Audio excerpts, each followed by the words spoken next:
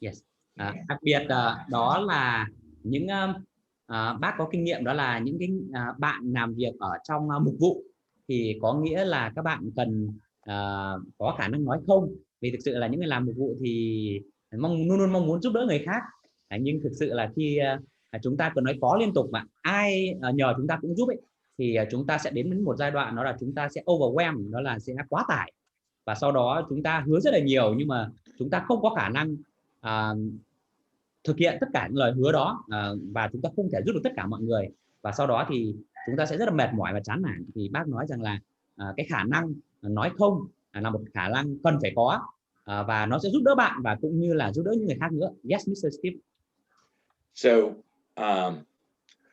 one of the things about prioritizing what you do in time management, you do not want to, if you're not organized and you don't have a system, you'll end up spending your whole day doing things that other people ask you to do and not doing the things that are important that in life that you want to accomplish. Yes.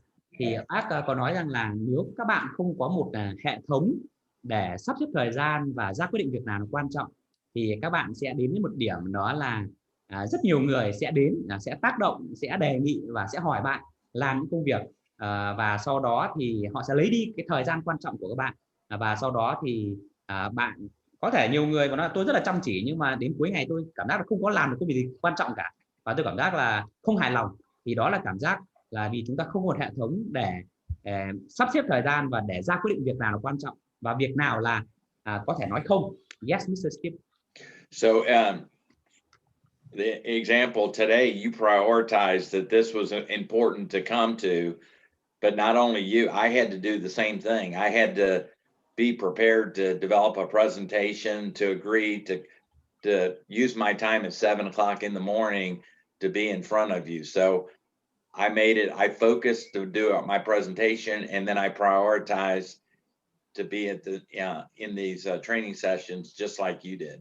Yes. Because it's important to you. Yes. Ví dụ như là các bạn ở đây đều tham gia và các bạn coi chương trình học này là quan trọng, và các bạn đến rất đúng giờ, và Thế Anh và bác Ship cảm ơn vì điều đó. Thì nhưng mà với bác Ship thì bác cũng cần xác định được rằng là công việc bác có mặt ở đây với các bạn trong khoảng tầm 1 tiếng rưỡi cũng là vô cùng quan trọng, và bác đã phải chuẩn bị bài presentation và chuẩn bị nội dung này từ mấy ngày trước rồi, và bác cần phải có mặt ở đây vào lúc 7 giờ sáng, đúng không ạ? 7 giờ sáng rất là sớm bên Mỹ.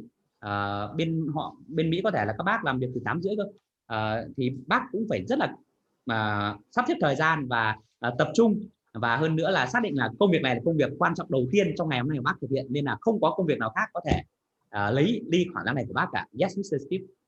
Okay, can we go to the next slide? Yes.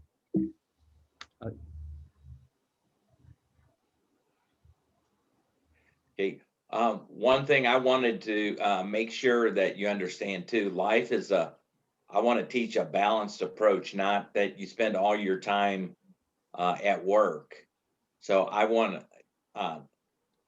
you to consider a balanced life on what you do with your time and time management at work, at home, and also in your spiritual life, your time connecting with God. Yes. Thì bác Steve sẽ mong muốn chia sẻ một cách tiếp cận một hệ thống cân bằng, chứ không phải đây sẽ là một cái khóa học mà sẽ dạy bạn gọi là ok dùng dành tất cả thời gian cho công việc, mà bác sẽ hướng dẫn một cái hệ thống cân bằng giữa công việc. Chúng ta có 8 tiếng cho công việc, nhưng mà chúng ta cũng có những người thân trong gia đình, có những người chúng ta quan tâm yêu thương, chúng ta cũng cần dành cho họ. Và hơn nữa phần lớn các bạn ở đây, các bạn có đức tin vào Chúa, thì cái khoảng thời gian để chúng ta chăm sóc cho thuộc linh, cho linh hồn của chúng ta qua lời của Chúa, qua lời cầu nguyện là vô cùng quan trọng, và bác cũng sẽ hướng dẫn một hệ thống có sự cân bằng như vậy. Yes, Mr. Steve. So the Bible teaches, it says in Proverbs, do not wear yourself out to get rich, but most people wear themselves out to get rich. Thì ở trong Kinh Thánh có một câu nói, đó là đừng có làm việc mệt nhoài để mà cố gắng giàu có. Nhưng mà chúng ta phải thấy rằng rất nhiều người hiện nay có thể là nếu họ không biết Chúa chẳng hạn, thì họ sẽ làm việc toàn thời gian với mục tiêu làm sao để có được nhiều tiền nhất có thể. Yes, Mr. Steve. So, I believe that if you spend all your time to make money, you'll accumulate a lot of money, but not much of a meaningful life that really impacted your family or other people. Yes.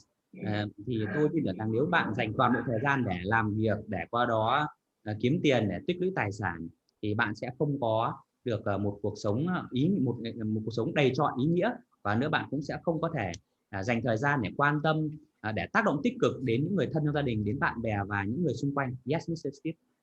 So at your funeral, when you die and people come to pay respects, they won't announce how much money was in your bank account. Yeah. Thì ở Mỹ thì khi mà một người qua đi thì mọi người thân đến sẽ nói cái lời điếu văn, gọi là người này đã sống một đời như thế nào. Thì rất là ít khi ở trong cái đám tang người thân của một người nào đó nói rằng là ông ấy để lại cho tôi bao nhiêu cái nhà, hay là bao nhiêu số không ở trong tài khoản ngân hàng cả. Yes, Mr. Steve. And they'll talk about at your funeral, they'll talk about the impact of your life, of how you gave and how you helped others and what you did for your family. That'll be the thing they talk about, your impact of your life. Thì ở Mỹ thì khi mà người nào mà sống cuộc đời có ý nghĩa thì những cái người đến tham dự họ sẽ đứng lên, họ đọc điếu văn, nghĩa là người này đã cho đi nhiều như thế nào, đã giúp đỡ nhiều như thế nào, và đã quan tâm đến mọi người như thế nào, và sống một đời có ý nghĩa như thế nào. Đó là điều họ thường nói ở đám tang của một người có cuộc sống ý nghĩa đã qua đi. Yes. So I had three different areas to have a balanced life. The first is sleep. Sleep is real important. The research on sleep is important for your health, for your brain, and for your life. And again, different people sleep a different amount of time, but do not neglect your sleep for your work or other areas of your life. Always try to get a restful night of sleep. Yes. Bác tiếp đó là để cuộc sống cân bằng thì yếu tố đầu tiên đó là giấc ngủ. Thì giấc ngủ rất là quan trọng cho sức khỏe về trí tuệ cũng như là trong cuộc sống. Vì vậy đó là bất từng xảy ra thì đừng cố gắng là lấy cái giấc ngủ của các bạn khỏi cuộc sống, vì như vậy sẽ ảnh hưởng rất là nhiều cái cạnh khác của cuộc sống. Yes, Mr. Steve. The second area is I said 8 hours of work. Some people work more or less in a day, but the key on time management is work as hard as you can to be productive while you're at work. A lot of people are at work, but they don't spend a lot of their time being productive. Yes. Thì bác nói rằng yếu tố thứ hai đó là 8 giờ làm việc, thì một vài người làm việc nhiều hơn, một vài người làm việc ít hơn, nhưng bác có chia sẻ đó là cái điều quan trọng nhất đó là chúng ta làm việc chăm chỉ trong khoảng thời gian mà chúng ta làm việc. Và chăm chỉ đồng nghĩa không chỉ đơn thuần là tiêu xài thời gian, mà hơn nữa đó là chúng ta cần phải làm việc hiệu quả. Và khi mà chúng ta làm việc chúng ta cố gắng là làm việc hiệu quả nhất khi chúng ta làm việc, và khi chúng ta làm việc chứ không nghĩ đến những cái việc khác. Yes, Mr. Steve. And then in time management, have time for your family and your personal time. Enjoy your time with your family and friends, and build that into time management. No matter how many hours it is, don't neglect your family for your work. Yes. Yếu tố thứ ba để có một cuộc sống cân bằng đó là cũng là 8 giờ. Của chúng ta có 8 giờ để nghỉ ngơi hoàn toàn rồi, 8 giờ để làm việc, nhưng mà sau đó chúng ta cũng có 8 giờ để thực sự là cho riêng bản thân chúng ta, cho gia đình của chúng ta. Thì bác có dùng từ gọi enjoy có nghĩa là 8 giờ đó là 8 giờ các bạn có thể tận hưởng, gọi là cái giờ khác làm việc chăm chỉ và vất vả của công việc qua rồi. Các bạn có thể được tận hưởng 8 giờ còn lại để phục vụ những cái nhu cầu chính đáng của bản thân, hơn nữa là dành thời gian cho những nhu cầu chính đáng và quan tâm và yêu thương mọi người, đúng không ạ? Yes, Mr. Steve. So you can see about wearing yourself out. If we all have 24 hours a day. So one of the homework assignments is going to be for this group is to keep track of in the next week of how many hours that you're sleeping, how many hours you work, and how many hours are you spending time for yourself or with your family. Yes. Thì bác nói rằng là cái bài học và cái bài tập về nhà đầu tiên cho lớp học của chúng ta đó là để có thể quản lý thì bạn cần phải có những con số. như là tường linh chẳng hạn, là bạn là kế toán, bạn hiểu rằng là báo cáo là có các con số. Thì bài học đầu tiên đó là các bạn hãy làm một cái bảng và theo dõi trong một tuần, từ thứ năm tuần này đến thứ năm tuần tới, và cho các ship là biết rằng là trung bình một ngày bạn dành bao nhiêu thời gian để ngủ, bao nhiêu thời gian để làm việc, và bao nhiêu thời gian bạn dành cho bản thân và cho gia đình. Có được không ạ? Các bạn có thể thực hiện được bảng báo cáo này không ạ? Yes. Yes, yes. So our friend said that yes, from now to next time we meet, they will keep track with the time they sleep, the time they work, and also the time they spend for themselves and their families. And I think it's good. I will do that as well, Mr. Steve. Okay, that's great. Just one quick story about, I had an employee at Coca-Cola who liked to work a lot of hours. So say he worked 12 hours a day at Coke. He was always there before I got to work. He was always there after I worked. And at the end of the year, he expected a good performance rating because he worked a lot of hours. And I told him he wasn't that good of a worker. And I gave him a C, an average rating, and he couldn't believe it because he spent so many hours working. And I was clear that I'm not looking for you to spend a lot of hours at work. I want you to be productive in the time that you're working. So I went by, if you have an employee, judge them by their productivity of what they do, not by how many hours they work. Yes, yes. Bác Steve có chia sẻ đó là khi bác làm việc ở Coca-Cola thì có một người nhân viên của bác, và người đó là người rất là có tỏ ra rất là chăm chỉ, 12 tiếng một ngày cơ. Bác đến công ty lúc nào người đó cũng làm việc rồi, nhưng mà đến cuối năm khi mà đánh giá chất lượng công việc thì bác gửi người đó là điểm C. Ở Mỹ thì là thang điểm là ABC, nhưng mà người đó điểm C thôi, có điểm gọi trung bình. Người đó không thể tin được, tại sao mà tôi làm nhiều việc như vậy mà nhiều thời gian như vậy mà chỉ được C thôi. Nhưng mà bác Steve đó là đâu có quan trọng đó là bạn làm bao nhiêu thời gian đâu, mà quan trọng đó là kết quả và hiệu quả của bạn. Thì hiệu quả của bạn thì ở mức độ C, nên bác nói rằng là cái thời gian của chúng ta mà có thể chúng ta nghĩ rằng nó chăm chỉ hơn một chút, nhưng mà cái đó không quan trọng. Quan trọng nhất đó là sự hiệu quả. Yes, Mr. Steve. And this is especially true for those that when they introduce themselves, they said they're either a pastor or in ministry. A lot of people spend way too much. It's the same as work. They spend time away from their family trying to solve other people's problems, and they don't spend enough time with their family. So always make sure you carve out the time for your family. You don't want your children saying it when they grow up, like, I never saw my dad because he was a minister and he's always helping other families, but he didn't help our family. Yes, thì đây là một điều mà bác Steve hiện nay bác 63 tuổi rồi, và ở Mỹ thì bác quan sát rất là nhiều. Có nghĩa là với những bạn làm về mục vụ chẳng hạn, hay là làm công tác chăm sóc hội thánh, hay là thì bác nói rằng là nếu các bạn không sắp thời gian hợp lý thì ở Mỹ thì họ cứ nghĩ rằng là việc của tôi đó là đi ra bên ngoài và giúp đỡ mọi người, và họ dành rất nhiều thời gian ra bên ngoài giúp đỡ mọi người. Hiệu quả hay không thì chúng ta chưa biết, nhưng mà họ không dành thời gian cho gia đình, họ cứ ở đâu đó. Và bác sĩ nói là sẽ rất là đau xót khi những người đó, khi mà con cái họ lớn lên thì con nói với cả người cha hay người mẹ làm mục vụ, nói là chúng tôi lớn lên mà tôi chẳng bao giờ thấy bố tôi hay mẹ tôi ở nhà cả. Họ cứ đi đâu ấy. Họ nói rằng là họ dành thời gian để giúp đỡ ai đó, nhưng mà tôi không biết, nhưng mà chính bản thân tôi là con họ, tôi không nhận được sự giúp đỡ của bố mẹ tôi, và tôi cảm giác rất là thiếu và trống vắng. Thì đó là một cái gọi là, nhiều lúc đó là một cái gì đó, cái hậu quả mà rất là đau xót của cái việc cố gắng là chăm chỉ, gọi là gì đó, nhưng không có cái thứ tự ưu tiên. Còn chúng ta biết rằng là thứ tự ưu tiên có thể là bản thân chúng ta là cần được chăm sóc, và gia đình của chúng ta cần được chăm sóc trước, và đó có thể là thứ tự ưu tiên. Sau đó mới khi chúng ta chắc chắn cái điều đó, chúng ta mới có cái sức mạnh giữa người khác, đúng không ạ? Thì bác tip đó là chúng ta cần phải sắp xếp thời gian và ra thực đơn rất là tốt để chúng ta tránh những cái câu nói như vậy của những người xung quanh của chúng ta. Yes, Mr. Steve. So and work to think about the amount of hours that you work, but have a time when you plan to stop work, because all the work never ends at a job, and it's good to have a time where you say at 5 p.m. or 6 p.m. or whatever time that is, I'm leaving the office. So you have a time where your family can expect you when to be home.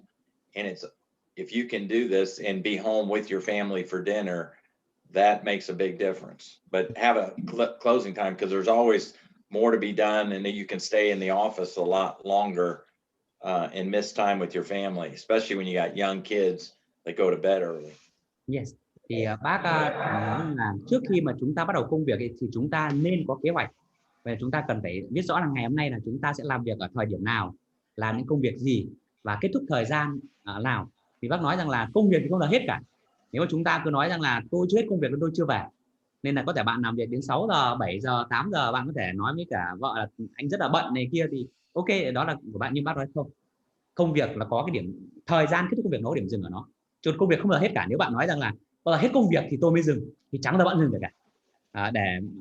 Nên bạn có cần xác định rõ là tôi bắt đầu công việc lúc mấy giờ, tôi làm những việc gì và bao giờ tôi kết thúc, và để gia đình của bạn và những người thân của bạn sẽ mong chờ rằng bạn sẽ ở nhà lúc mấy giờ.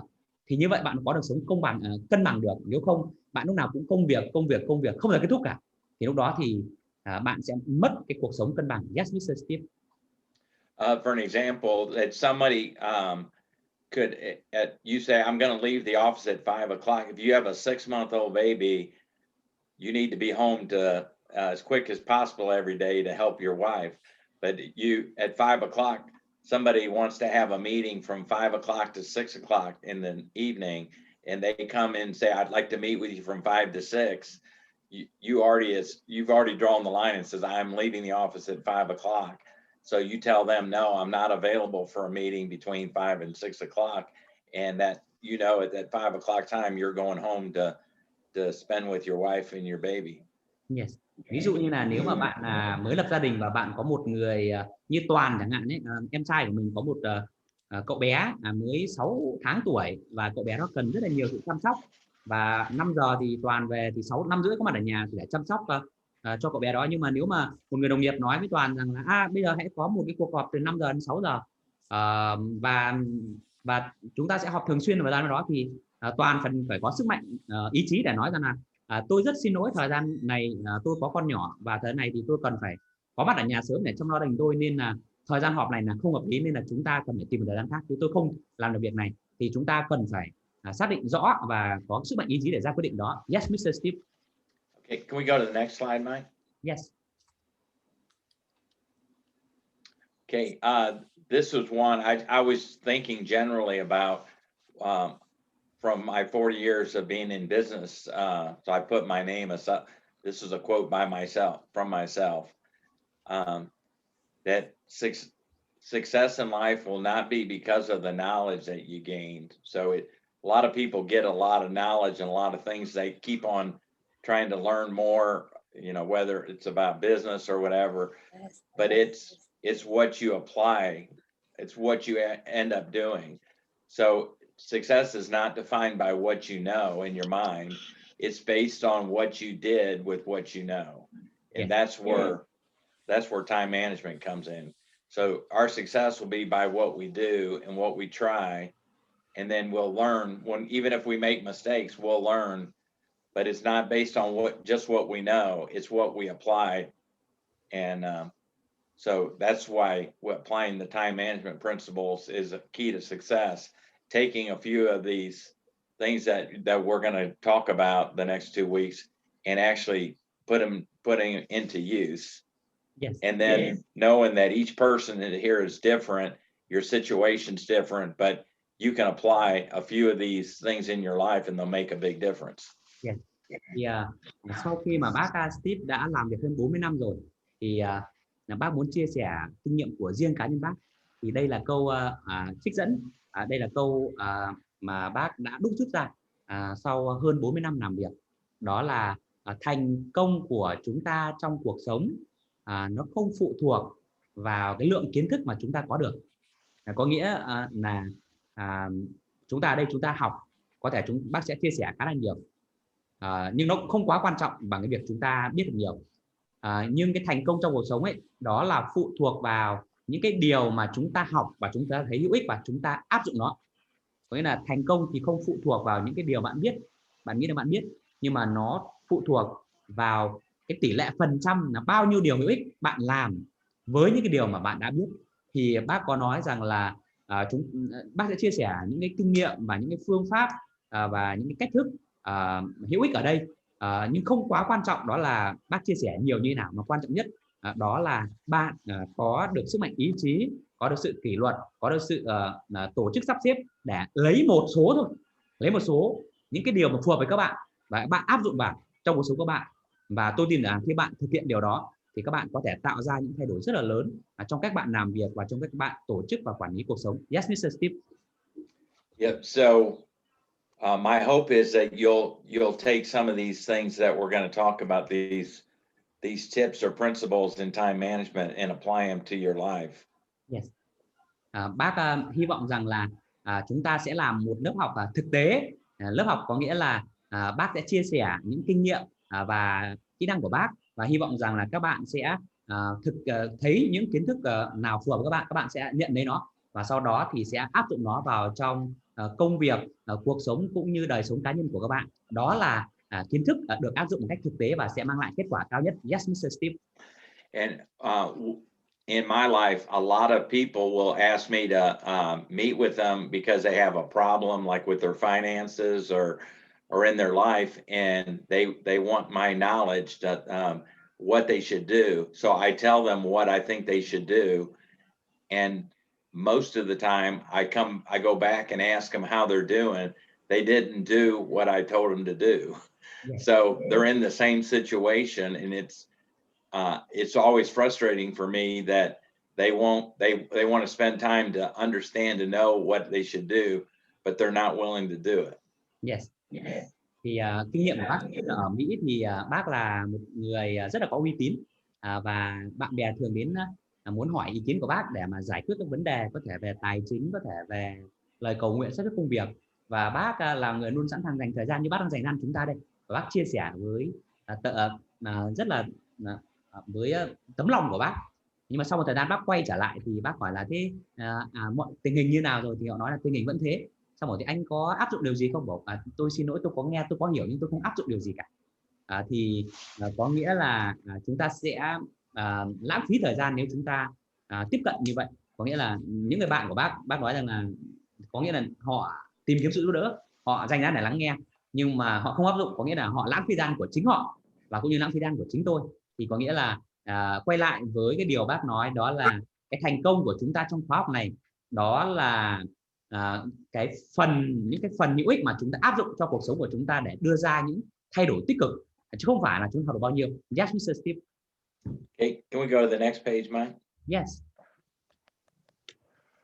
Okay.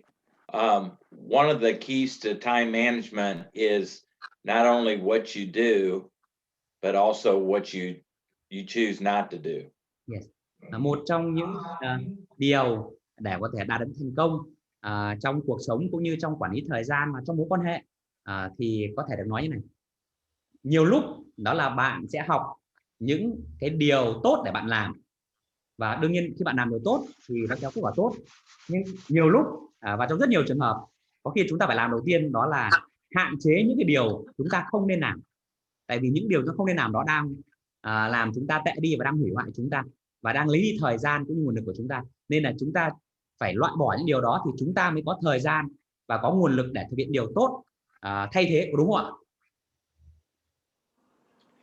So one of the things I'd like for people to do is look at, or just be aware of how much time, I call them time wasters, things that if you're trying to, they keep you from executing your top priorities that you're trying to accomplish in a particular day.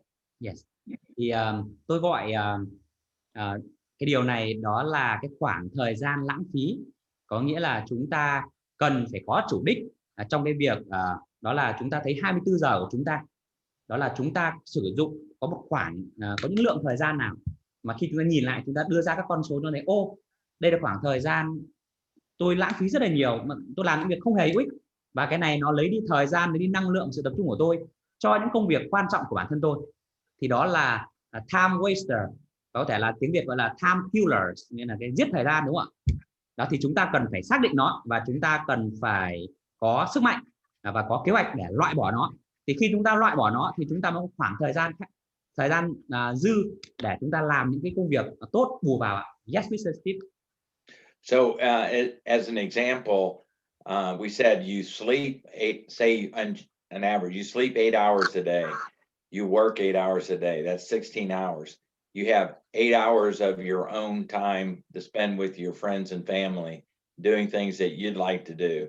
So of those 8 hours, if you spend 4 hours a day looking at social media or watching YouTube, just think of how if you can identify those things that are taking up time that they're not productive,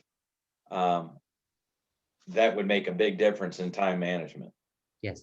Ví dụ như là bác Steve thì bác lớn rồi, và bác 63 tuổi rồi, bác quan sát thì có thể là trong cuộc sống hiện đại ngay của chúng ta thì có những cái mà time wasters bác nhìn thấy rõ nhất, đó là nếu một bạn nào đó có thói quen mà dùng rất là nhiều thời gian cá nhân, gọi là chúng ta làm việc 8 tiếng và chúng ta ngủ 8 tiếng, và sau đó chúng ta có 8 tiếng cho cá nhân của chúng ta và cho gia đình của chúng ta. Nhưng nếu chúng ta hãy thử xem là một ngày là chúng ta dành bao nhiêu thời gian cho mạng xã hội, và một ngày bao nhiêu thời gian chúng ta để xem TV hay là YouTube hay là đọc báo. Và sau đó thì nếu chúng ta hết thời gian đó rồi, và sau đó chúng ta lại làm thêm bước nữa, đó là những cái nội dung mà chúng ta xem, nghe hay chúng ta đưa vào trong cái tư duy của chúng ta, nó tốt hay không tốt, nó đang giúp cho chúng ta đầu tư thời gian hay đang khiến chúng ta là lãng phí thời gian. Thì chúng ta cần phải xác định được số lượng cũng như là chất lượng cái khoảng thời gian đó, và sau ra quyết định được rằng là nó là đang đầu tư thời gian hay là lãng phí thời gian. Và nếu mà đầu tư thì tiếp tục, còn nếu mà lãng phí thì chúng ta cần phải có sức mạnh ý chí để mà loại bỏ. Yes, Mr. Steve.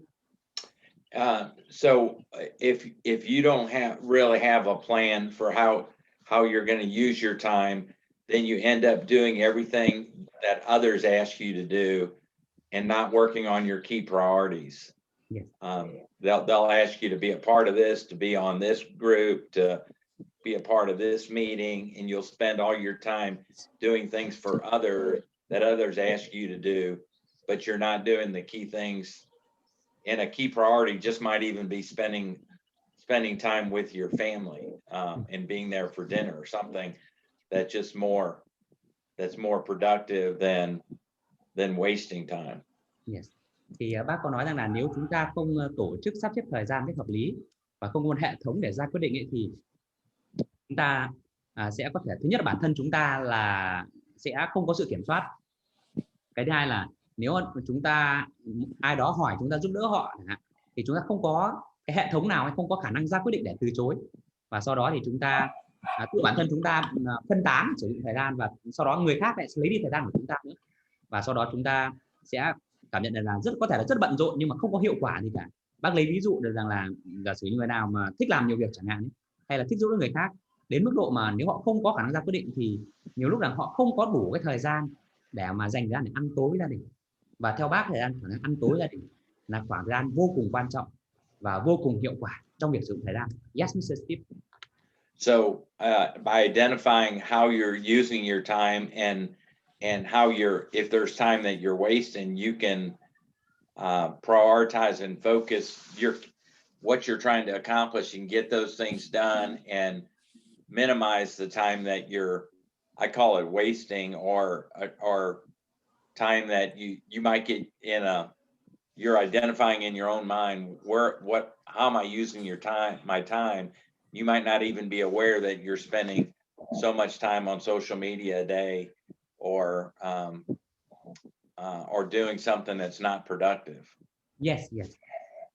Thì bác Steve thì bác có chia sẻ một khái niệm, đó là cái sự có chủ đích. Về chúng ta gọi là cái sự cân bằng trong cuộc sống, nó không đến một cách ngẫu nhiên, và cái việc mà chúng ta dùng dán hiệu quả không ngẫu nhiên, nó cần có cái sự chủ đích. Và bác chủ đích đây, bác đang nói về time wasters, với là lãng phí thời gian. Thì chúng ta cần phải có chủ đích, xem là khoảng 8 tiếng cho bản thân chúng ta, đó là chúng ta dành 8 tiếng đó làm gì, và 8 tiếng đó có tốt hay không tốt, đang là đầu tư thời gian hay lãng phí thời gian. Có thể ở đây bác có thể nói rằng là social media có thể là nếu quá nhiều thì đó là lạm dụng và đó là lãng phí, và YouTube hay là một vài cái khác nữa. thì bác nói rằng là chúng ta cần phải có khả năng để xác định và sau đó là ra quyết định dựa mà với những cái khoảng thời gian mà chúng ta đang lãng phí đó. Yes, Mr. Steve. So an example, they call it binge watching. Somebody might watch movies all day long, a particular type of movie or a particular type of show, and they'll spend the whole day just sitting there watching certain TV shows or listening to music the whole time or something. And there's nothing wrong with doing those things, but not using that much of your time, you're really wasting your time. So if you're going to do that, you can plan it for a period of time, but not waste your whole day watching something on YouTube. Yes.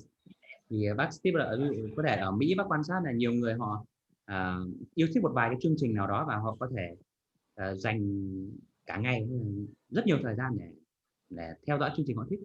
Thì bác nói là cái bản thân chương trình nó không sai, nhưng mà nếu mà chúng ta dành quá nhiều thời gian cho nó và nó lấy đi hết cái sự tập trung và năng lượng của chúng ta, và sau đó chúng ta không dành thời gian cho những việc quan trọng khác, thì cái quyết định của chúng ta có thể là quyết định mang lại hiệu quả không tốt.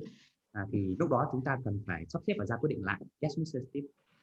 Okay, next page. Okay,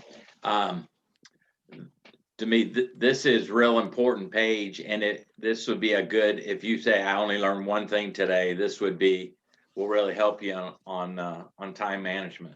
Yes. Thì đây là một trang slide mà tôi nghĩ là quan trọng nhất mà tôi muốn chia sẻ với các bạn ngày hôm nay. Nó nói về cách thức và cách tiếp cận để ra quyết định về việc quản lý thời gian. Yes, Mr. Steve. So this is called an acronym. It's called WIN, and it's short for What's Important Now. Yes. Thì cái cách thức này thì được viết ra tắt bởi cái từ win, WIN, có nghĩa là chiến thắng. Thì nó được viết tắt bởi cụm từ đó là what is important now, có nghĩa là điều gì là quan trọng ngay tại thời điểm này. Yes, Mr. Steve. So you use that when you decide the things you're listing out, writing out what's important for me to do today. You really prioritize what are the important things that I want to accomplish in a particular day. Yes. So it's a system to help you prioritize what's important for the day. Yes. Thì cái hệ thống này đó là cái câu hỏi, nghĩa là bất cứ khi nào chúng ta nói về quản lý rồi, quản lý thì đồng nghĩa với việc là chúng ta phải lên kế hoạch trước, và khi bạn lên kế hoạch thì bạn bình tâm, bạn ngồi xuống và bạn đặt câu hỏi đó là điều gì là quan trọng để làm ngay tại thời điểm này. Nó có thể là khi bạn khởi đầu một ngày mới, bạn lên kế hoạch những cái danh sách công việc mà bạn cần làm trong ngày, và khoảng thời gian trong công việc đó thì bạn bắt đầu đặt câu hỏi đó là điều gì là quan trọng mà tôi cần phải làm ngày hôm nay. Hoặc lên kế hoạch tuần đó là điều gì quan trọng mà tôi cần phải làm trong tuần này, cần phải hoàn thành trong tuần này. Hoặc là có thể là bất cứ thời điểm nào chẳng hạn, bạn cảm giác là có nhiều những cái việc mà bạn có thể làm và nó mâu thuẫn với nhau, thì bạn cũng có thể ngồi xuống và bạn đặt câu hỏi đó là điều gì quan trọng nhất mà tôi cần phải làm ở thời điểm này. Thì khi bạn đặt câu hỏi đó là điều gì là quan trọng nhất ở thời điểm này, thì đó là lúc mà bạn có thể ra quyết định tốt nhất ở thời điểm đó cho cái việc mà bạn nên làm tại chính ngay thời điểm đó. Yes, Mr. Steve. So what I've done is just to give you an idea. There's 4 things listed for what's important to me today that I'd like to accomplish. There's 5. I'll tell you. There's 4 listed, and I'll tell you what the 5th one is. Ví dụ với tôi chia sẻ khi mà tôi buổi tối hôm qua tôi ngủ và tôi lên kế hoạch trong ngày hôm nay, thì tôi suy nghĩ là những cái việc quan trọng nào mà tôi cần phải thực hiện vào ngày thứ 5, ngày 11 tháng 3, chính là ngày hôm nay. Một bác thì ngày mới bắt đầu, thì bác có liệt kê ra 5 điều, thì có 4 điều đã được ghi ra ở đây. Điều thứ 5 bác sẽ chia sẻ với bạn sau. Yes, Mr. Steve. So today, what was important, I got up this morning and went to exercise with a men's group, physical exercise from 5:30 to 6:30 this morning. Yes. Điều đầu tiên mà quan trọng với tôi đó là tôi có một nhóm những người đàn ông, chúng tôi dậy sớm để chúng tôi cùng tập thể dục và cùng động viên khích lệ nhau, và đó là việc vô cùng quan trọng. và tôi dành thời gian từ 5 giờ sáng đến 6 rưỡi, 5 giờ 30 sáng đến 6 giờ 30 sáng để thực hiện điều này. Yes, Mr. Steve. And then I'm on a Zoom call. I made sure it's important to block this time off from 7 to 8:30 this morning to be with you today to talk about time management. Yes. Và với tôi thì thời gian mà tôi đang dành cho các bạn đây đó là thời gian vô cùng quan trọng mà tôi đã lên hoạch với Thúy Anh từ hơn một tuần rồi. Thì có nghĩa là từ 7 giờ đến 8 giờ 30 thì tôi block the time. Thì bác có nghĩa là bác đóng gói khoảng thời gian này là quan trọng và chỉ dành ra cho nhóm của chúng ta mà thôi. Thì đó là công việc quan trọng thứ hai mà bác muốn thực hiện và muốn hoàn thành tốt của ngày hôm nay. Yes, Mr. Steve. And then I'm going to play golf. One of my staff members that I work with at FCA, my company, it's his birthday, so I'm taking him out to play golf. Does everybody? I don't know if everybody knows what golf is. Yes. But I had to block 4 hours because that's how much time it takes to play golf. Và bác có một công việc quan trọng khác, có nghĩa là bác đang làm việc cho một tổ chức cơ đốc về thể thao. Thì bác có một người nhân viên và hôm nay là ngày sinh nhật của anh ấy. Vì vậy là bác sẽ dành 4 giờ đồng hồ để đưa người nhân viên đó đi chơi golf, để thể hiện sự trân trọng cũng như là hai người có gian trò chuyện để hiểu nhau hơn và xây dựng mối quan hệ trong công việc. Thì bác coi cái việc đó là việc quan trọng thứ ba, bác dành 4 tiếng để thực hiện việc đó. Yes, Mr. Steve. And then I'll go speak to some high school students about my Christian faith and at 5 to 5:30. Yeah. Và công việc quan trọng thứ tư mà bác muốn thực hiện và bác sẽ thực hiện đó là bác sẽ đi đến một cái trường cấp 3 và sau đó sẽ chia sẻ với những bạn trẻ đó về đức tin vào Chúa Giêsu. Thì ở Mỹ thì chúng ta có thể thực hiện được điều đó. Yes, Mr. Steve. And then after 5:30, that's all my family time. So my work stops at 5:30, and then the rest of the evening is spent with my wife. Yes. Và công việc của tôi thì chính thức kết thúc vào 5 giờ 30 và sau đó 5 giờ 30 thì tôi muốn chắc chắn rằng cái thời gian còn lại trong ngày đó là thời gian tôi dành cho vợ tôi và dành cho gia đình của tôi, và tôi coi đó là khoản năng vô cùng quan trọng. Yes, Mr. Steve. So these are the things today that are using this system. What's important for me today, for now? What's important? I have these things, and there is nothing on this schedule that will change. I won't let anything interfere with these things today. Yes. Thì đây là những cái điều mà tôi đã xác định từ tối hôm trước rằng là ngày hôm nay tôi cần thực hiện và tôi cần tập trung và là vô cùng quan trọng với tôi. Vì vậy khi tôi có được những cái danh sách này, 4 điều quan trọng này thì tôi sẽ ra quyết định đó là không có công việc nào khác có thể can thiệp vào cái thời gian mà tôi thực hiện những công việc này nữa. Yes, Mr. Steve. So time management is about making choices that are important to you. What's important now? And these are the choices I've made today that are important to me to put the most of my time against today. Và time management với là quản lý thời gian, đó là việc chúng ta đã bắt đầu ngay từ đầu, đó là mỗi người đều có khoảng thời gian như nhau. Thì time management, quản lý thời gian đồng nghĩa việc đó là cái lựa chọn của chúng ta. Lựa chọn là trong 24 giờ đó thì chúng ta sẽ ra quyết định với 24 giờ đó như thế nào, và sự lựa chọn là hoàn toàn nằm trong khả năng của các bạn. Yes, Mr. Steve. So I would ask that you tonight before you go to bed do this exact same thing for you for tomorrow. What's important to you, and block out the time for those major things that you want to accomplish for tomorrow. Yes. Và đây có thể là một cái bài tập mà tôi muốn các bạn thực hiện. Có nghĩa là hôm nay trước khi bạn đi ngủ, bạn có thể bình tĩnh ngồi xuống để bạn viết ra đó là ngày mai, ngày thứ 6 ở Việt Nam thì tôi muốn hoàn thành những công việc nào ở khoảng thời gian nào và bao nhiêu khoảng thời gian và trong bao lâu. Và hãy xây dựng một thói quen như vậy, và tuần tới hãy thực hiện trong một tuần, và sau đó tuần tới quay trở lại và cho tôi biết hiệu quả của phương pháp WIN, what is important now, là như thế nào, được không ạ? Yes, Mr. Steve. All right, so All right. let's go to the next page. Ok, if nếu các bạn nào có câu hỏi xin mời các bạn có thể giơ tay ạ, mình có thể thấy biểu tượng và mình sẽ dừng lại để hỏi lại. So ask yourself what's important to you, but don't only do this at work. Some people, they do time management at work, but they don't do it at home. So what I'd encourage you, when you're the system of time management, use the same system for your work and then also for your home. Yes.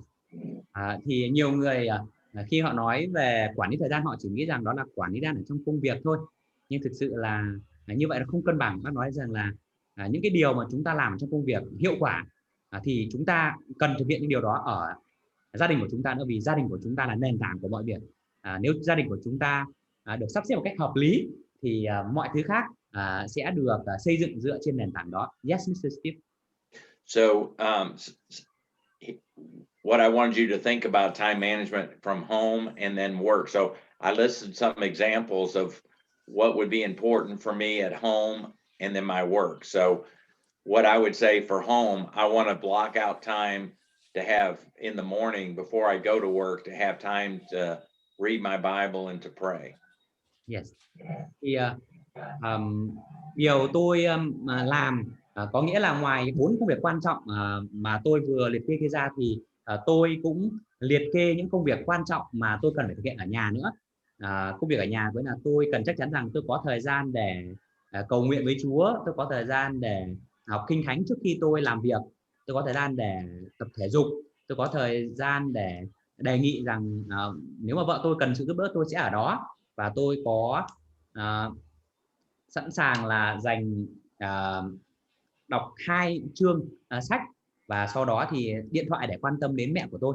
Bạn Út có câu hỏi nhưng mà xin chờ một xíu được không ạ, để bác Steve hoàn thành slide này. Yes, Mr. Steve.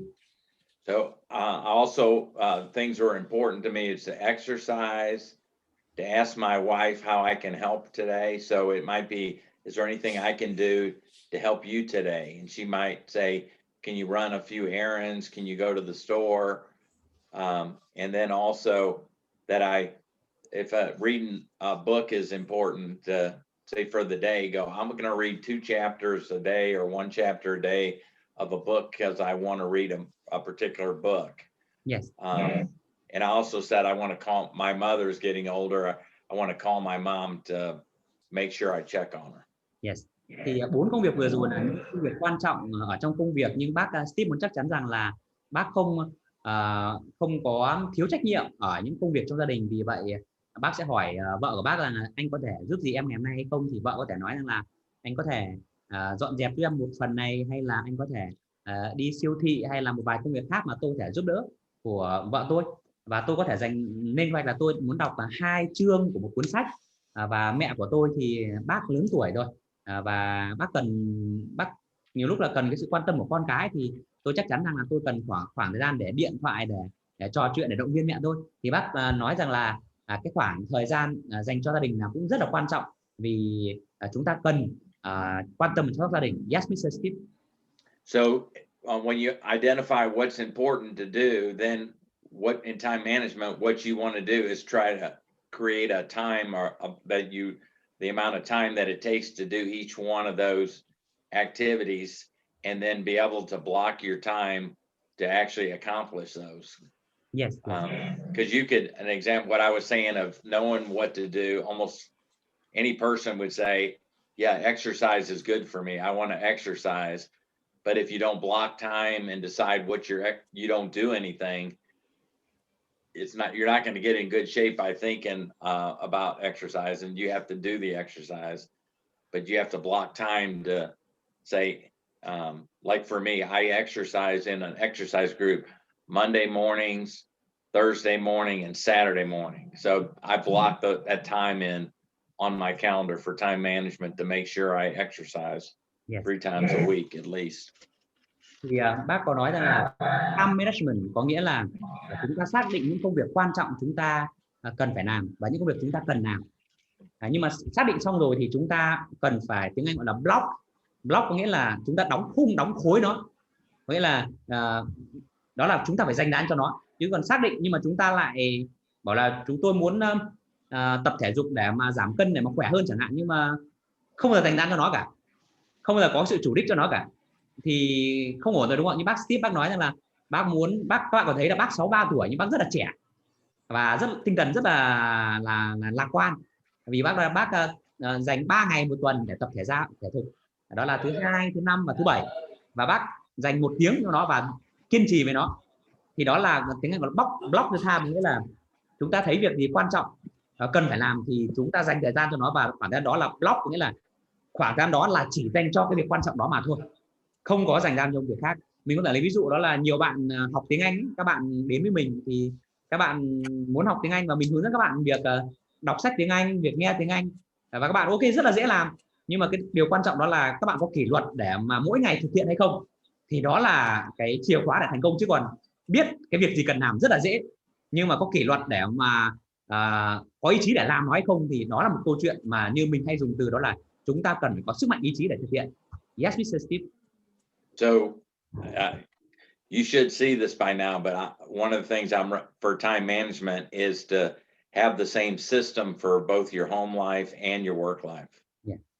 Thì các bạn có thể thấy như là tôi tin tưởng rằng để mà có được một cuộc sống cân bằng thì các bạn cần phải có time management, quản lý thời gian ở cả công việc của bạn cũng như là cả đời sống cá nhân của các bạn. Yes, Mr. Steve. Yeah, so we'll go to the next slide. Mr. Steve, there is a question of Mr. Trí, so can we take it? Sure. Okay. Xin mời anh Trí, anh giơ tay ạ. Anh có câu hỏi rất là sẵn lòng để lắng nghe anh ạ. Hồi nãy lúc đó mình tưởng là đã hết bài nên là mình định hỏi mình, nếu như mà bác tiếp tục thì mình cứ đi tới cái phần câu hỏi thì mình sẽ hỏi. Ok, nếu anh có câu hỏi anh có thể hỏi luôn ạ. Chúng ta có thể là trao đổi một chút để cho mọi người gần gũi hơn ạ. Bởi vì hồi nãy lúc đó lúc mà ông chia sẻ về cái quan điểm của ông, cái câu mà thành công không phải là chúng ta biết nhiều, nhưng mà quan trọng là chúng ta thành như thế nào đó. Thì mình lúc đó mình không nghe rõ về cái ý chí, mà cái sức mạnh ý chí rồi sắp xếp, rồi còn 1-2 cái nội dung gì nữa bác nói mà mình không nghe rõ. Anh không nghe rõ cái phần nào nhỉ? Cái phần này đúng không? Cái phần mà đúng rồi, chính xác cái này nè. Dạ, có nghĩa là mình lúc đó mình không nghe rõ là thứ nhất là cái ý chí, về cái sức mạnh ý chí để mình hành động này. Thứ hai là mình phải sắp xếp về để mình cái công việc của mình nè. Mình nhớ là còn một cái điều nữa mình không biết là phải không, hay là chỉ 2 cái điều quan trọng như vậy. Dạ, thì nghĩa là em có nhớ cái này là điều em nói đó là thành công không phải là việc là bạn biết bao nhiêu, mà là đầu tiên bạn cần có sức mạnh có tư duy và ý chí để quyết định rằng là việc tốt, việc cái kiến thức của bạn có tốt hay không, đúng không ạ? Thì cần phải có tư duy để biết nó tốt hay không, chứ có nhiều lúc chúng ta đọc rất nhiều nhưng có thể nó không tốt. Và cái thứ hai là sau khi nó tốt rồi thì chúng ta phải có sức mạnh ý chí để mà thực hiện những điều tốt đó. Thì nếu mà chúng ta đọc và chúng ta thấy là tốt nhưng mà chúng ta không áp dụng thì thực ra là có tốt nhưng không có nhiều ý nghĩa với chúng ta, đúng không ạ? Đó thì em nhớ là em gì như vậy là ok. Cảm ơn anh Út ạ. Yes, Mr. Steve, I think mọi người câu hỏi nào nữa không ạ? Chúng ta có thể dừng một chút để có thể thêm phần tương tác ạ. Trước khi chúng ta đi thêm, chúng ta còn 3 slide nữa ạ.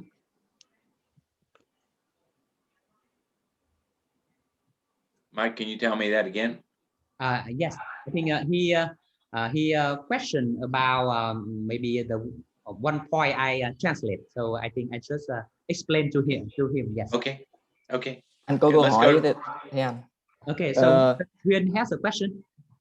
Giống như em nói có sức mạnh ý chí, rồi cho anh hỏi là đôi khi chính bản thân của anh cũng như những cái bạn trẻ mà anh đang chăm sóc cho họ ấy, là giống như là như cái em nói là mình cần phải có sức mạnh ý chí để mình làm. Ví dụ như bữa nay mình học những cái điều này của bác Steve đi, rồi giống như là sẽ có giống như là những lúc đó mình con người của mình không, nó cái thể xác của mình nó không chịu áp dụng những cái điều này á, thì làm thế nào để mean like my point is how to raise the discipline, self discipline.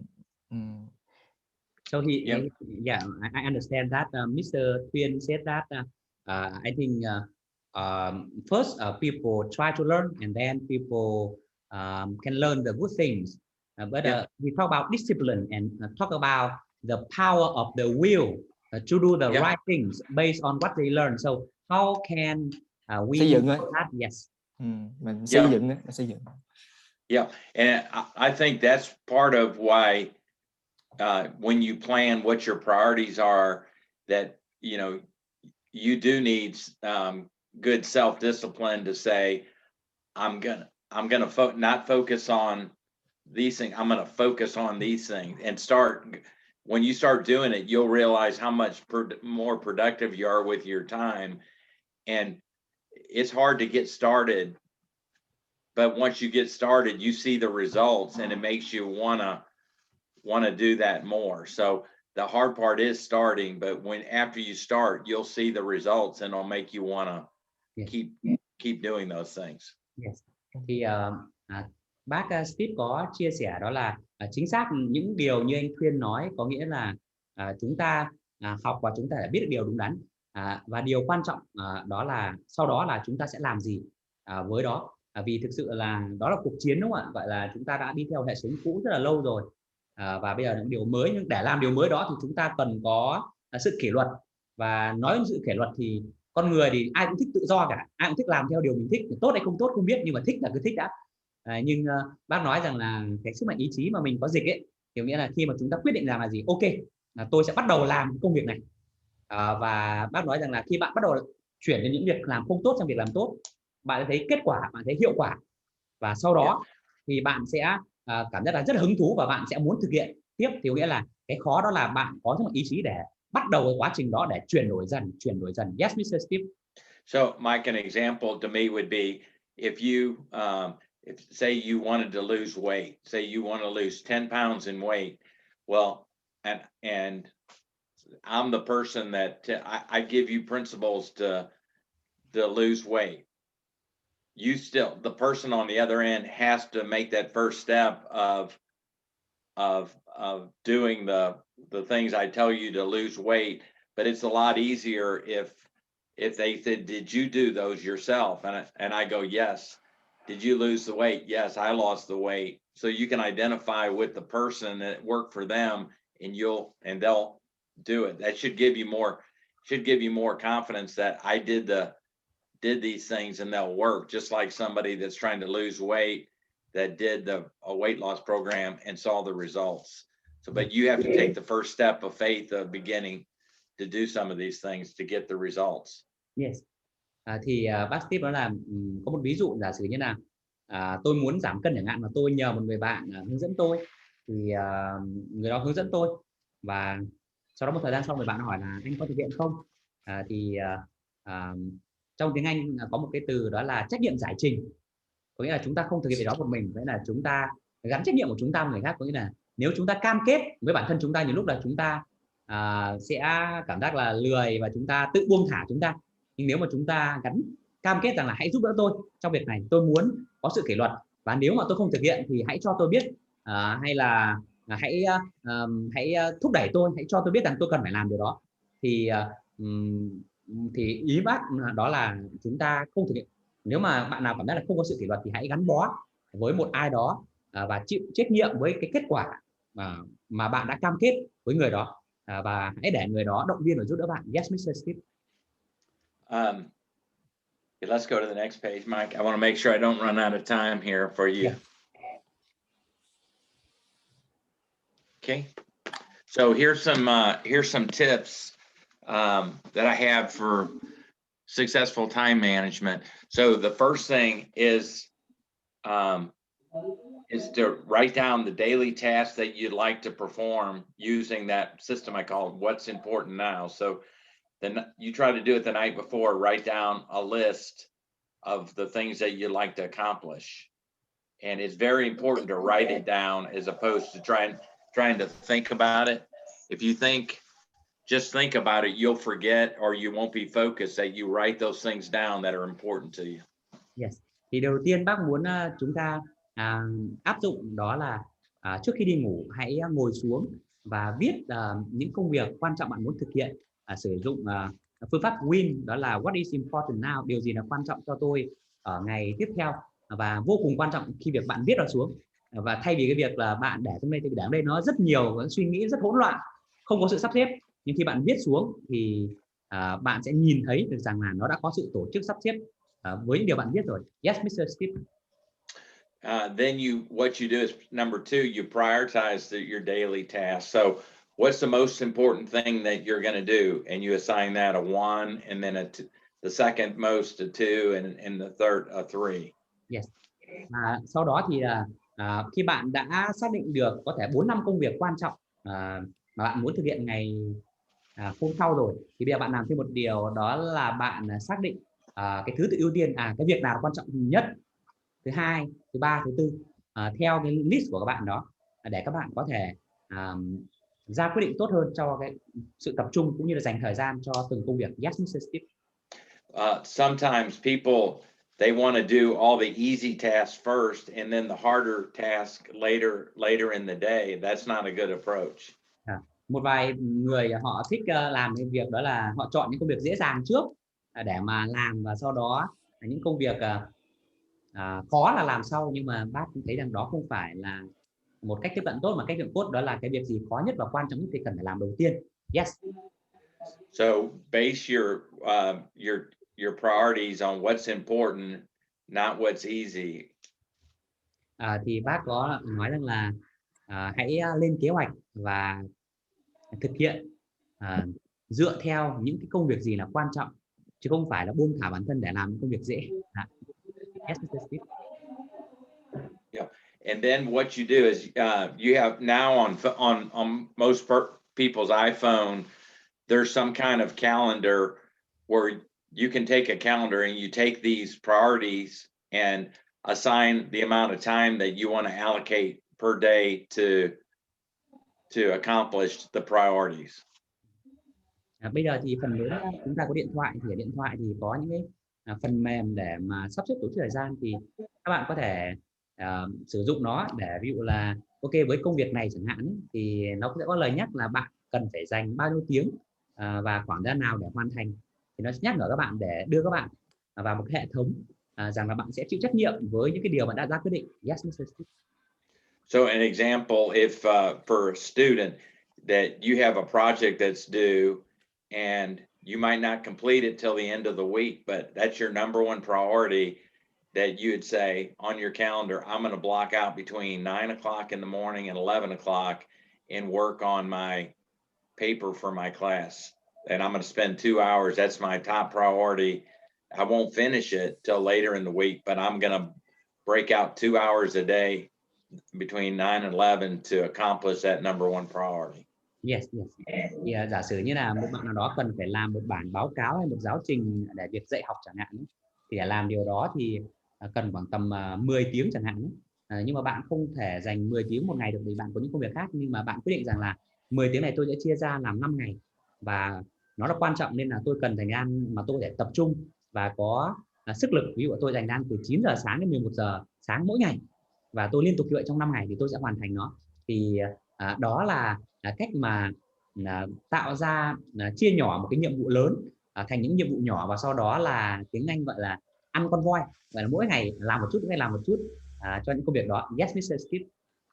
And then use that calendar to not only put in the block out the time for your priorities, but then also keep it for meetings and other things. Block the amount of time that you've allocated for that, and don't let other people use extra time. If you allocated an hour for a meeting at noon, when it's time for that hour, you say, hey, I've got to stop at 1 o'clock, and you make sure that you're utilizing your time. Don't let other people waste your time.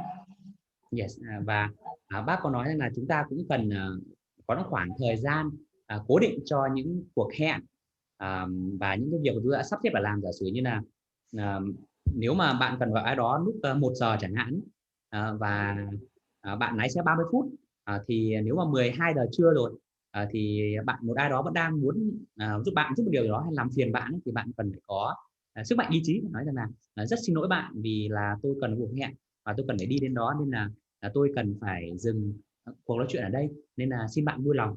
Đó, thì chúng ta cũng cần xác định khoảng thời gian mà chúng ta cần phải bỏ ra và có khả năng ra quyết định. Yes, Mr. Steve. One thing in business, I probably spent at Coca-Cola 5 hours a day in meetings that other people called. So I had to block out, say, 5 hours a day for meetings. So it's important to have that you don't waste too much of your time based on meetings and things that other people want to have with you, that you still could do your priorities first, if possible. Yes, ví dụ là khi bác tiếp làm quản lý ở Coca-Cola thì bác phải tham dự rất là nhiều các cuộc họp, có thể trung bình một ngày phải gặp gỡ mọi người và họp trong 5 tiếng. Thì có nghĩa 5 tiếng đó thì 5 tiếng mà bác cần phải dành rồi. Nhưng mà còn 3 tiếng còn lại thì bác cần chắc chắn rằng gì là bác có thời gian để làm những công việc quan trọng. Yes, Mr. Steve. And then when you're organized and you're focused, when other people try to ask you to use the time, you can always tell them, if your number one priority, you're going to work on it between 9 and 11, and somebody says, hey, can we have a meeting at 10 o'clock? You say, hey, I've got something already planned between 9 and 11 o'clock. Can we meet at 12 o'clock? And you don't just stop what you're doing to be when you have a priority that you're trying to do, and then let somebody else interrupt and disrupt your the main thing that you're working on. Yes. Thì một lần nữa đó là nguyên tắc, đó là nếu bạn đã xác định những công việc quan trọng và dành ra cho nó thì bạn cần phải có sức mạnh ý chí để bảo vệ khoảng thời gian đó. Nếu bạn nói rằng là từ 9 giờ đến 11 giờ trong một tuần là tôi sẽ làm việc trong cái giáo án và trong cái báo cáo này, thì nếu ai đó muốn hỏi là bạn ơi, tôi có thể gặp bạn lúc 10 giờ hay không, thì bạn cần phải có sức mạnh ý chí để nói rằng là rất tiếc, tại vì là tôi cần thời gian này cho công việc quan trọng này, và chúng ta có thể gặp nhau ở thời điểm khác nhưng không phải thời điểm này. Yes, Mr. Steve. One of the things in time management, I already said number 7, to learn how to say no or not now to a situation. If you say yes to everybody else's schedule, then you won't be focused or productive. Yes. Thì bác có nói rằng là chúng ta cần phải học cách nói không, hoặc là nói cách nói là chưa phải bây giờ, tôi đang bận, có thể sau được hay không, nhưng mà nói nó một cách lịch sự với mọi người. Vì bác nói rằng là nếu mà chúng ta đồng ý với tất cả mọi người thì tất cả mọi người, mỗi người sẽ kéo chúng ta đến một hướng mà chúng ta không thể tập trung và không thể làm được hiệu quả được. Yes, Mr. Steve. Yep. Number 8, it says delegate to others. So delegating is you try to have others that are better at you of doing something. You really ask them to help you. So with my job right now, I have a staff of 8 people. I can ask different people that I know that are good at doing certain things and take it off of my plate and delegate something that's going to take time to somebody who's better. So on time management, you try not to do everything yourself. If you can involve other people to help you on a project, or they're good at doing something better than you might be able to help them at something that they're not good at doing it. So you delegate in time management as much as you can and try not to do it all yourself. Một cái điều bác Steve có chia sẻ thứ 8 đó là từ delegate. Delegate có nghĩa là giao quyền cho người khác. Cái công việc có thể là bạn thấy rằng là nó không quan trọng với bạn, nhưng có thể bạn cần phải làm.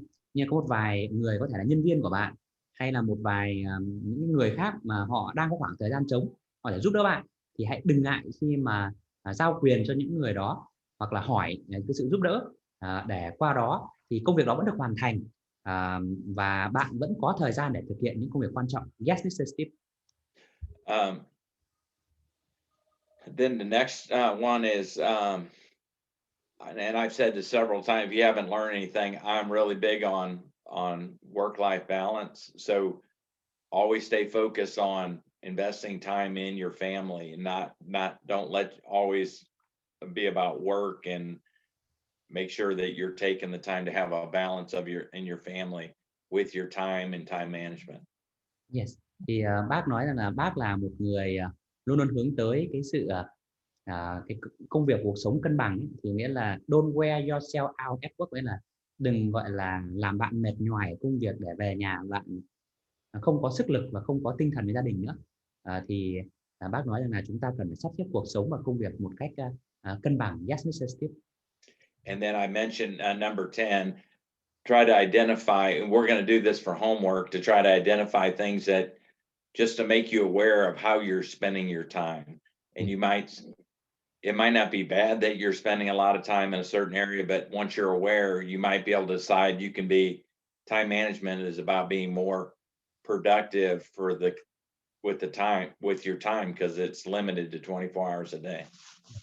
Thì điều số 10 tôi đã nhắc đến, đó là chúng ta sẽ cần phải dành thời gian để xác định những cái thói quen mà chúng ta thấy rằng không tốt, hoặc những thói quen tốt thì tốt chúng ta sẽ làm nhiều hơn như đọc sách hay là trò chuyện với gia đình. Những thói quen không tốt có thể là quá nhiều thời gian để đọc báo mạng hay là Facebook hay là YouTube thì chúng ta thấy nó không tốt, thì chúng ta cần phải tiếng Anh bác dùng là change time, vậy là chúng ta cần phải thay đổi cái thói quen. Và đó cũng là một cái bài tập của chúng ta cần phải xác định, và sau đó tuần tới mỗi bạn chia sẻ xem là các bạn đã thay đổi như thế nào. Yes, Mr. Steve. And then the last one's important in time management. Before you go to bed at night, before the evening, make sure you put together your list of your the key priorities of what you'd like to accomplish during the day, both for your at home and at work the night before. And the part of the reason of doing that is your mind, you start thinking of all the things that you have to do tomorrow. It's better to actually write them down on a piece of paper and then go to bed knowing that you've already written down the main things. You can sleep a lot better than trying to wake up and then remember all those things that you wanted to do. So take a list and write down the things that are important that you'd like to do tomorrow, and try to identify how much time it's going to take to do those things, and make that your key priorities for when you get up in the morning, you can look at your list and be reminded that your first priority is to work on something, or to check on something, or to have a meeting about something. Yes. Thì bác nói là một điều tôi muốn các bạn áp dụng, đó là trước khi bạn đi ngủ buổi tối thì hãy viết xuống những cái công việc quan trọng bạn muốn thực hiện, và sau đó hãy mà đánh giá thứ ưu tiên của nó. Sẽ rất là tốt nếu các bạn làm điều đó, thì khi bạn viết xuống thì lúc bạn sẽ buổi sáng thức dậy ấy, công việc hay là mọi thứ đó đổ ập đến ấy, thì lúc các bạn có thể bạn không có tập trung hay không có đủ thời gian để làm điều đó cả. Nhưng mà khi bạn viết ra buổi tối thì nó đã ở trong cái suy nghĩ của bạn rồi, và khi buổi sáng thức dậy ấy, thì thực sự như là một người lính ra chiến trận ấy, thì bạn đã sẵn sàng rồi, bạn đã sẵn sàng biết bạn cần phải làm điều gì rồi, nên bạn không cần phải dành thời gian cho việc đó nữa, và bạn sẽ có thể tập trung được ngay từ cái buổi sáng sớm. Yes, Mr. Steve. Okay, next slide, Mike. Okay, so what we're going to do, what I'm going to ask is, for all these, we're going to have a topic. I try to share some principles, and then the second week come back and ask you to do some work, or to some homework, and where we can see what we learned in the second week. Yes. Thì đây sẽ là bài tập của các bạn. Vậy là chúng ta đã học những nguyên tắc rồi, và tôi sẽ đề nghị các bạn thực hiện một vài những theo dõi và những thay đổi, và sau đó thì khi các bạn quay trở lại vào tuần tới thì chúng ta sẽ cùng chia sẻ xem các bạn đã học được những gì và các bạn thay đổi như thế nào và kết quả đạt được như thế nào. Dạ. Yes, Mr. Steve. So what I'd like you to do is, in this next week, keep track of how many hours every day that you're working, just general. I mean, not by the minute, but by the hour. How many days you're working, how many days you're sleep, how much time hours per day you're sleeping, and then how much for personal time. Yes. And then what are your major activities that you're doing with your personal time? Yes. Thì tôi muốn các bạn cùng theo dõi tôi, gọi là hàng ngày từ giờ đến thứ 5 tuần sau. Đó là một ngày thì bạn làm việc bao nhiêu thời gian, tính theo đơn vị giờ, và bạn ngủ bao nhiêu thời gian theo đơn vị giờ. và thời gian bạn dành cho cá nhân. Và thời gian cá nhân này thì có nghĩa là bạn sẽ cho tôi biết được rằng là những công việc nào có thể là ăn, có thể là chơi, có thể dành ra gia đình hay là giải trí, thì 8 tiếng đó hay giả sử 8 tiếng đó thì là những cái hạng mục nào, hãy cho tôi biết con số cụ thể, sau đó chúng ta sẽ cùng thảo luận. Yes, Mr. Steve. And then what you're doing is for each day, identifying your most important priorities, like what's important now, your major priorities, and then seeing how much time you think those are going to take and put them on a calendar, on your calendar to block the amount of time you want to work on those activities. Yes. And then we can talk about, have you learned anything by doing that, or some what did it help you to do by starting to try to identify what's important and then assign him some time on your calendar for that. Yes. Và hãy mà thử một cái phương pháp, đó là xác định những cái công việc nào quan trọng của bạn vào ngày hôm sau, và sau đó thì hãy block the time, nghĩa là hãy gói gọn một khoảng thời gian để thực hiện công việc đó, và không cho những cái yếu tố bên ngoài để mà bạn mất tập trung trong khoảng thời gian đó. Và hãy thử điều này và quay lại vào tuần tới và chia sẻ cho tôi biết về hiệu quả mà bạn đã thực hiện. Yes, Mr. Steve. So that's what, and then we can talk, and if you have any questions, write those down too. We can talk through specific questions that you have, or anything that you learned. And so next week we'll look at how we can apply and the material that we talked about today. Yes. And learn from each other also. It's not just me learning from me, it'll be learning from each other. Yes, yes. Và sau đó thì tuần tới chúng ta sẽ quay trở lại và tôi sẽ đề nghị mỗi bạn chia sẻ, và tôi nghĩ rằng tôi có thể chia sẻ một vài điều tôi biết, nhưng tôi nghĩ rằng tôi cũng có thể học hỏi được từ các bạn, nghĩa là ở đây chúng ta học hỏi cùng nhau. Yes, Mr. Steve. And then if you tell everybody if they have any questions, they can either reach out to you or to me. And maybe I'd ask maybe that they try to go through you first and see if that's something like some question you can answer, and then just keep track of the questions that we can do for next week and during our time. Yes, sir. Nếu các bạn nào có câu hỏi nào cần bác sĩ ở một cách cá nhân thì có thể là gửi tin nhắn, mình sẽ cung cấp email cho các bạn. Sau đó thì nếu câu hỏi nào mình có thể trả lời, không phiền bác Steve thì mình sẽ trả lời. Còn những câu hỏi nào mình cảm nhận là bác Steve sẵn sàng trả lời và thì mình sẽ email cho bác Steve và các bạn sẽ nhận câu trả lời bác Steve. Như vậy được không ạ? Yeah, and then also what time some kind of plan for when you're going to stop working. Like, is it a particular time? But that you convince yourself, like, I'm going to stop working at this time. The work's never going to get done completely in a day. So I have to decide at some point when I'm going to stop, like what that time was for you. Like I decided to stop at this time so I could go home for dinner. I'm trying to get out of the office by a certain time, or stop working from home where I close the door behind me, and not, if I'm working from home, I don't stay in my office all day and all night. Yes. Và nếu các bạn có thể theo dõi đó là khoảng thời gian nào các bạn muốn bắt đầu công việc trong ngày, và khoảng thời gian nào các bạn quyết định rằng là tôi sẽ kết thúc công việc, vì như đã nói, công việc không là hết cả, nhưng mà thời gian này là tôi xác định là tôi làm việc đủ rồi, tôi cần phải dành thời gian cho những công việc khác. Yes, Mr. Steve. Then if you want feedback on your life at home, you can always ask your spouse or a friend, like, am I spending too much time at work, or am I spending enough time helping out around the house? They'll tell you pretty quick how you're doing in that area. So. Yes, yes. Và nếu các bạn muốn biết rằng cuộc sống của bạn bây giờ có cân bằng hay không, thì hãy dành ra để hỏi. Nếu mà các bạn có vợ, hỏi vợ hay là chồng của bạn, hoặc hỏi bạn bè của bạn, thì họ sẽ có thể là người cho bạn câu trả lời rất là chính xác là bạn có đang cân bằng cuộc sống và công việc của bạn hay không. Yes, Mr. Steve. Yeah, but that's we're a little over our time, but we spent time on the beginning introducing ourselves, so that's all I have today, Mike. So, any questions? Yes, đó là tất cả những gì bác Steve muốn chia sẻ với các bạn ngày hôm nay. Có thể chúng ta vượt quá thời gian 15 phút, nhưng do là chúng ta dành 20 phút ban đầu tiên để mà chia sẻ và làm quen, nên là như vậy. Còn các buổi học sau chúng ta sẽ giới hạn trong 1 tiếng rưỡi. Thì có thể chúng ta dành 5 phút nữa, nếu bạn nào có câu hỏi xin mời các bạn có thể đặt dạ.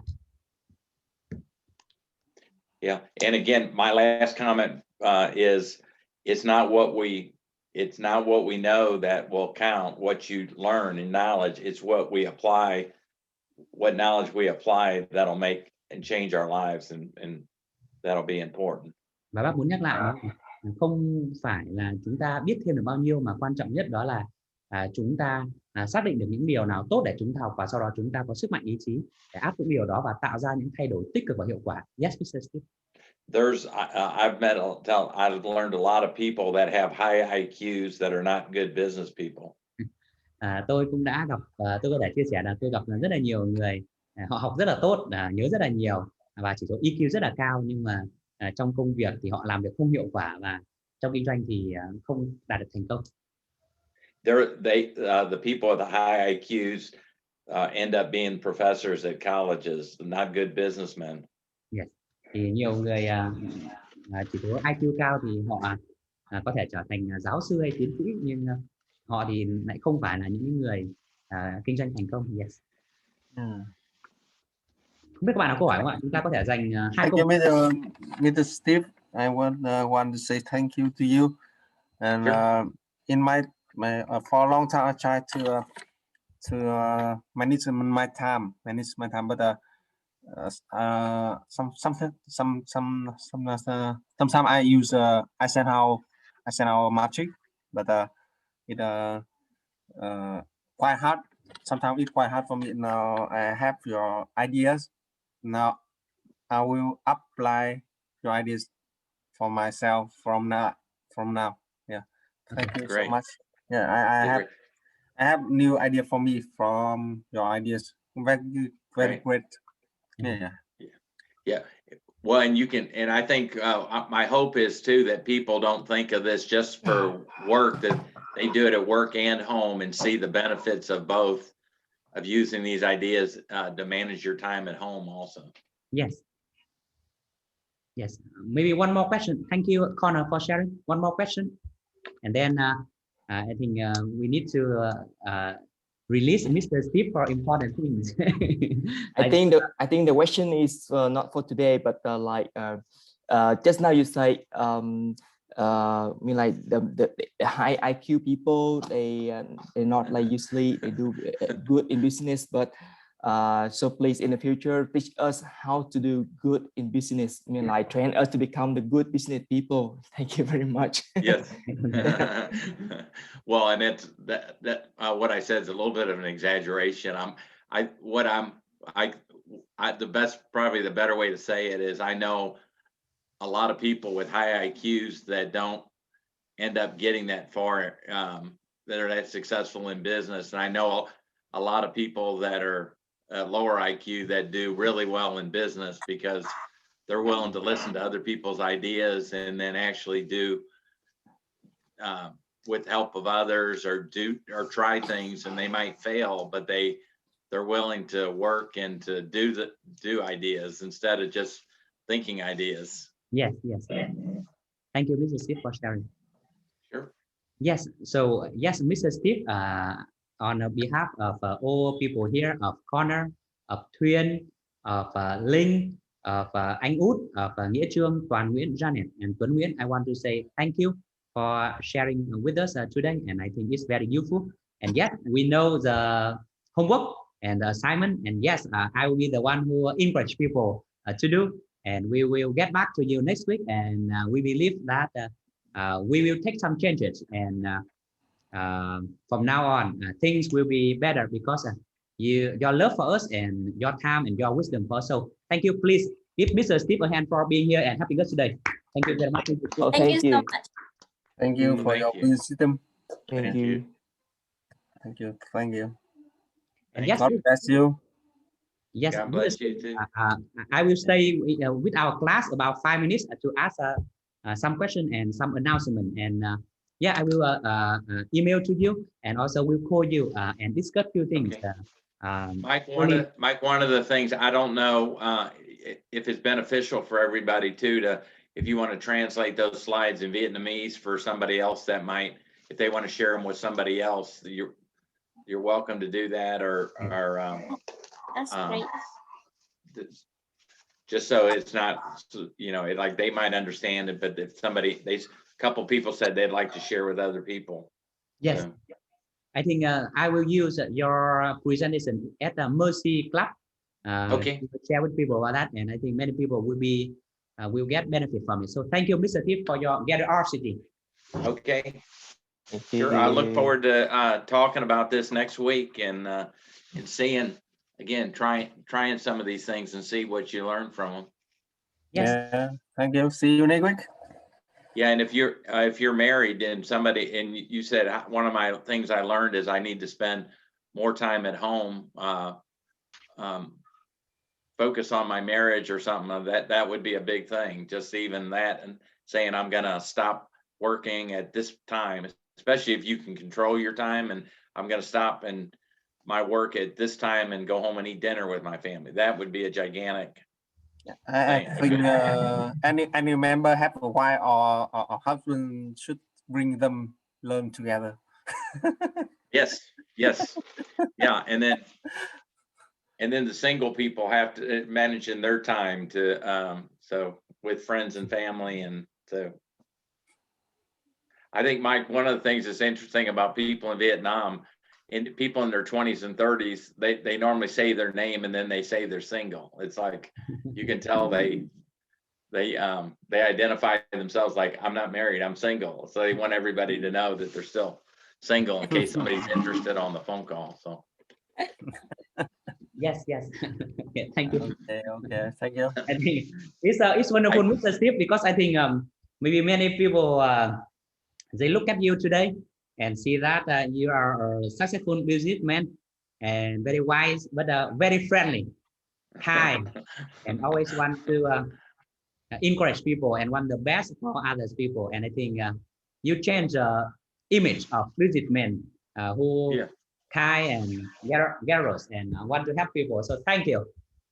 Oh, thank you. All right. Well, you guys have a good rest of the week, and we'll look forward to seeing you next week at this time. Yes. All right. Okay. Thank you God bless you. All right, Thank you very bye. much. Have a blessed day. Bye. Have a good day. Thế anh em dịch nó lại nữa cho ai chưa nghe, em dịch lại. Okay. Thì anh Út đâu mất tiêu rồi, anh Út đâu rồi, anh mở video lên chứ, anh chỉ bán mì Quản thôi sao? Chờ em một chút.